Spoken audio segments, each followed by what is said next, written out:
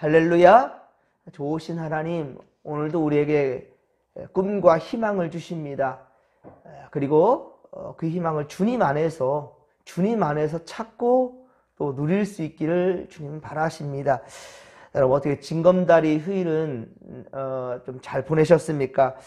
쉬는 날은 언제나 좋은 것 같아요. 예.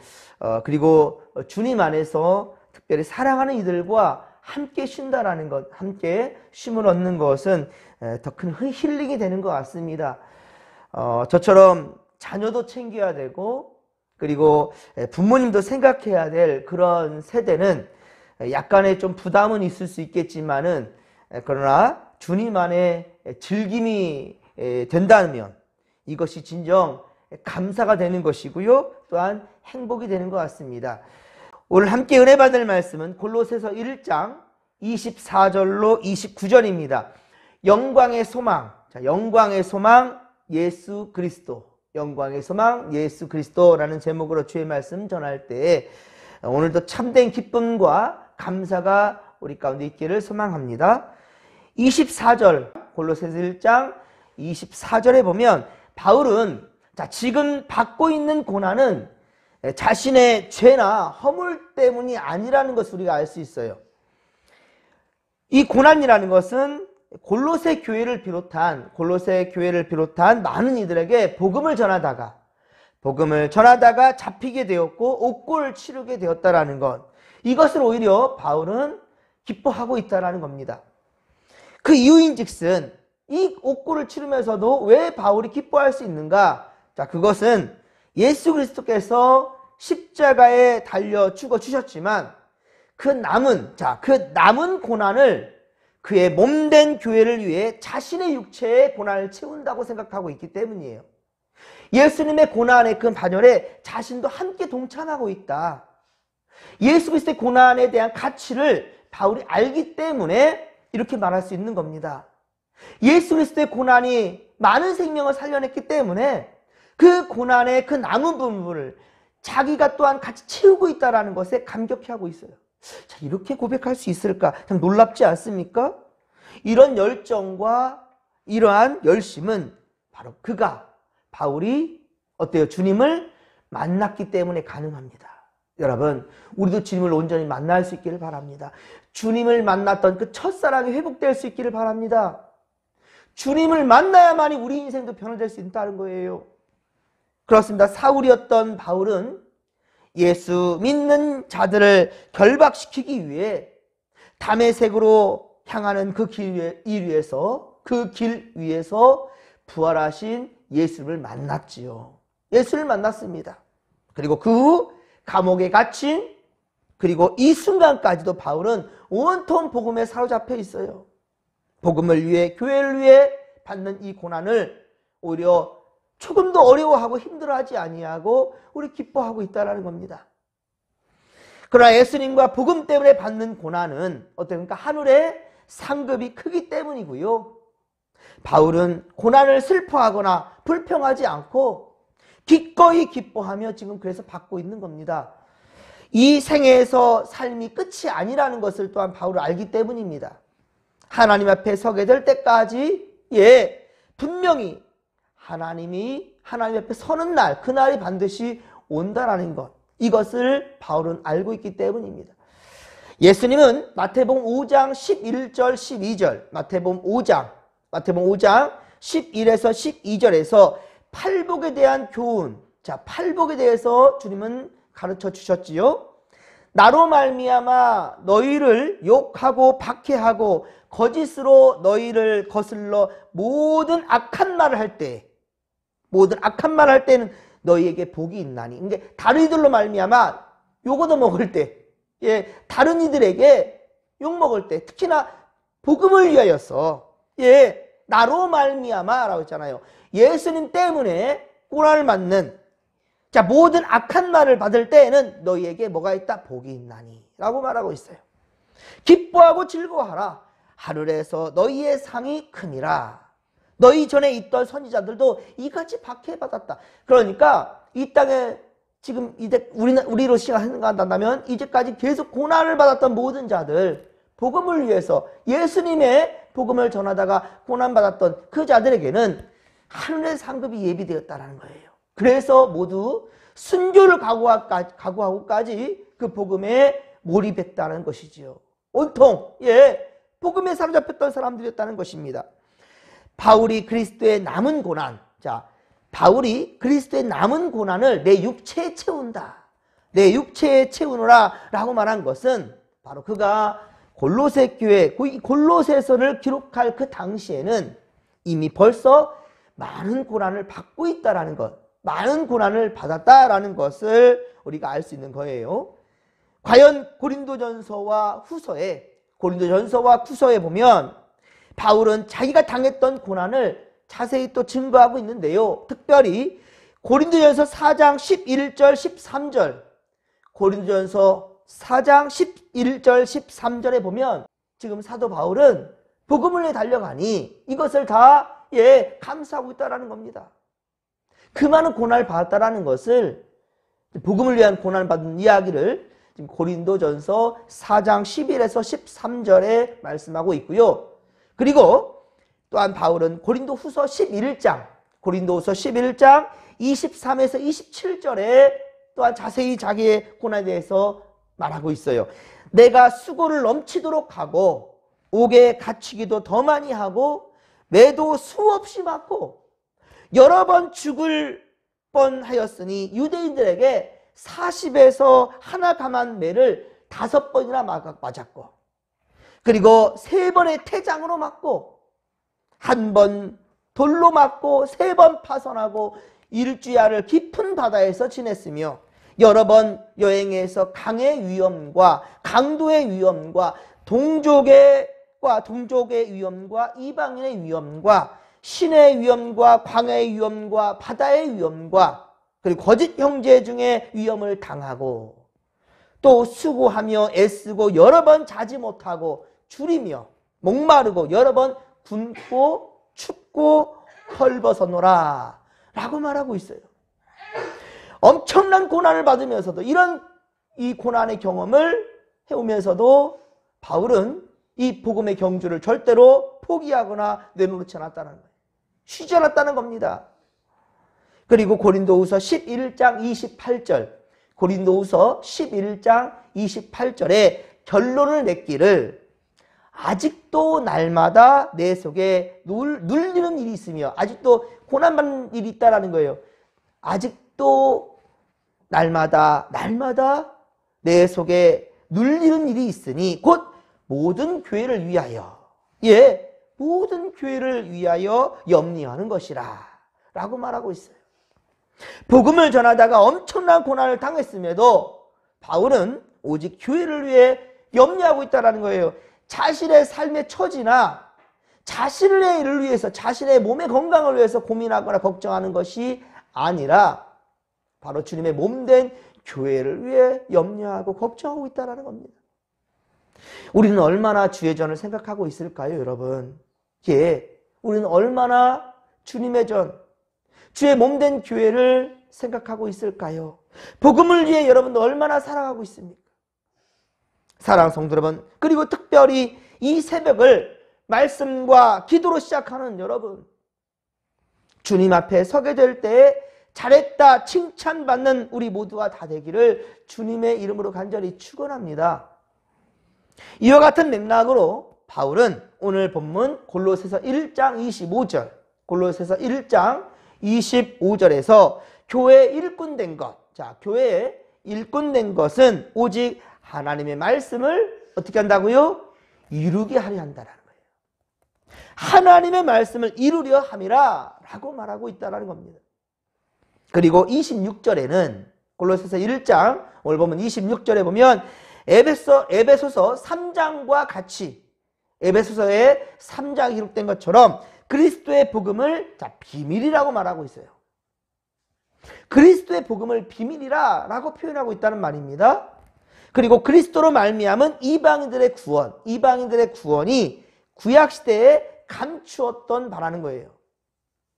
구약시대 때 감추어졌던 이 그리스도, 그렇습니다. 이제 밝히 증거되고 있다라는 뜻에서 복음이 비밀이라고 비밀이라고 표현된 것입니다. 자, 그리고 이스라엘 백성이나 우리와 같은 바로 이방인들까지 포함하고 있으며 모든 사람들에게 그 비밀의 영광이, 자, 이제 어떻습니까? 얼마나 풍성한지 하나님은 깨달아 알게 되기를 원하신다라고 말씀하고 있습니다. 그리고 그 비밀을 이제 깨달아 알게 하기 위해서 바울은 이 사명을 지금 감당하고 있다는 것이지요. 그리고 이 시대 우리도 이것을 바로 아직도 예수를 알지 못한 자들에게, 주님을 영접하는 자들만이 하나님의 자녀가 될 수 있고 하나님 나라 갈 수 있다는 것은 분명하기 때문에, 분명한 사실이니 우리 또한 역시 어떻습니까? 이 비밀을 많은 이들에게 알려야 되겠지요. 그 사명이 우리에게 있다라는 말입니다. 바로 그 비밀은 곧 예수 그리스도이기 때문에, 그리스도다.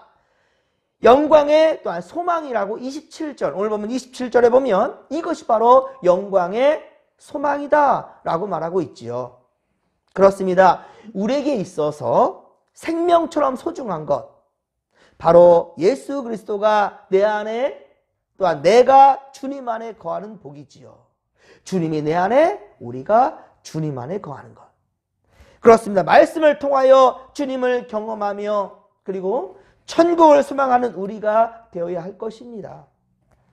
그리고 그 천국의 주인 대신 하나님, 자, 하나님이 우리와 함께 하신다는 것, 곧 임마누엘이죠. 임마누엘의 복이 오늘 살아가는 우리 모든 믿음의 권속들에게도 있게 되기를 주님의 이름으로 간절히 축원합니다. 자, 28절, 29절, 골로새서 1장 28절, 29절은 바울에게 주어졌듯이, 자, 이제 우리에게도 동일하게 주어진 사명이라는 거예요. 자, 이 말씀을 같이 한번 다시 읽겠습니다. 28, 29절의 말씀입니다. 우리가 그를 전파하여 각 사람을 권하고 모든 지혜로 각 사람을 가르침은 각 사람을 그리스도 안에서 완전한 자로 세우려 함이니, 이를 위하여 나도 내 속에서 능력으로 역사하시는 이의 역사를 따라 힘을 다하여 수고하노라. 아멘. 할렐루야. 여기 보면 우리가 그를 전파하여 각 사람을 권하고 각 사람, 또 각 사람을 가르치고 또 각 사람을 그리스도 안에서 안전하게 하기 위한다. 각 사람, 각 사람, 각 사람이라고 얘기하고 있어요. 둥두뭉실 여러 사람 이렇게 말하지 않냐고, 특별히 각각 사람들이라고 얘기하고 있어요. 여러분, 지금 이 시간 여러분 마음 가운데 생각나는 자가 있거든. 절대 포기하지 마십시오. 예, 여러분 마음에 지금 생각나는 자가 있다면 그가 지금 죽으면 지옥 간가 천국 갈 것인가? 반드시 주님의 자녀가 될 것인가? 버림받을 자인가? 여러분 반드시 생각해 본다면 이것이 여러분들 큰 거룩한 부담이 되기를 소망합니다. 말씀을 받은 그리스도인들은 말 그대로 그리스도를 전파하고 그리고 각 사람을 권하고 모든 지혜로 가르치는 일에 힘써야 된다는 겁니다. 완전한 자를 만든다. 여기 완전한 자로 세우려 함이라 그랬죠. 28절에 보면 완전한 자로 세우려 함이니, 자, 완전한 자를 만든다라는 말은 예수께서 몸소 보여주셨던 사랑, 바로 그렇습니다. 그 행함은 우리가 세워주는데 본이 되어야 된다는 거예요. 그러니까 많은 자들을 세우는데 여러분 어떻게 세울 수 있겠습니까? 지식으로 세우는 거 한계가 있어요. 하지만 우리가 몸소 보여주면, 몸소 보여주게 되면 이것이 진짜 좋은 가르침이요 본이 될 수 있다는 겁니다. 모든 일이 다 그렇지만 목회자도 성실히 노력 없이 좋은 열매를 기대할 수가 없지요. 목회자들이 게으르지 않고 성실하게 말씀을 준비하고 또 기도에 전념할 때, 하나님은 성도들이 잘 되는 복과 더불어서 교회가 성장하게 된다는 거예요. 그러기에 여러분들도 저를 위해서 기도해 주시기를 부탁드립니다. 바울이 그 동역자들에게 기도를 부탁하였듯이 여러분들도 특별히 저를 위해서, 그리고 이 땅의 목회자들을 위해서, 그리고 정말로 지금도 불편한 길, 어려운 길, 목숨 걸고 달려가는 이들이 참 많습니다. 전 세계로 흩어져서 복음을 전하는 또 선교사님들, 한 교회만이 아니라 두루 많은 지역을 돌며 생명 살리는 역사 위에 최선을 다하는 또 특별히 선교사님들을 위해서 기도해 주길 부탁드립니다. 돌아오는 주일은 총회 선교 주일이에요. 예, 이럴 때 특별히 제가 절기에 대해서 구체적으로 항상 제가 여러분들에게 부탁을 드리건데요. 절기에 따라서 우리가 신앙의 경주, 신앙을 이렇게 지켜간다는 것은요, 매우 소중한 것이고요. 그때그때마다의 하나님의 메시지가 있습니다. 여러분, 성도들 역시 말씀 받은 대로 코람되어 하나님 앞에 정직하고 성실하게 살아갈 때, 그러니까 목회자만 열심히 해봤자 아무 의미 없습니다. 손바닥도 마주쳐야 소리가 나요.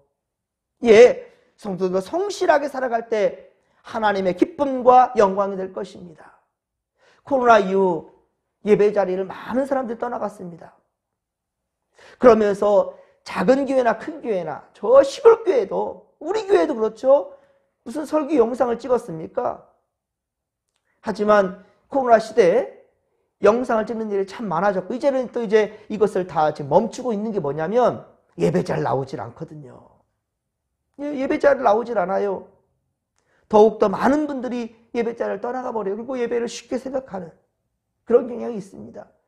그래서 항상 이 딜레마에 빠져 있습니다. 저도 단 한 분이라도 그동안 예배를 드리지 못했던 분들을 위해서 영상을 찍는 것이지, 예배를 평소에 드렸던 분들을 위해서 예배를 영상을 찍는 게 아니잖아요. 여러분, 예배 자리를 지켜주시길 부탁드립니다. 우리가 회복과 부흥을 얘기하지만 회복이 되기 위해서는 우리의 열심과 코람되어 하나님 앞에서의 이 말씀을 또한 듣고 지키려는 그런 열정과 열심이 필요하다는 거예요. 이 사도 바울 보십시오. 고난의 자리에 있음에도 불구하고 교회를 위해서 염려한다고 얘기하잖아요.